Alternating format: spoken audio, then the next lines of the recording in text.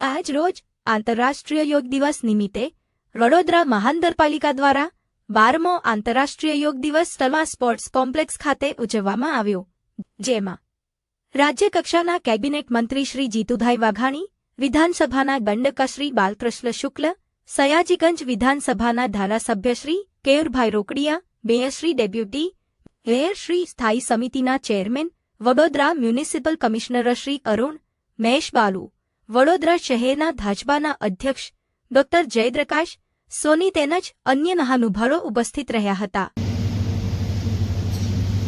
हमारे माता पिता और हमारे गुरुजनों को याद करते हुए गुरु ब्रह्मा के श्लोक का उच्चारण करेंगे।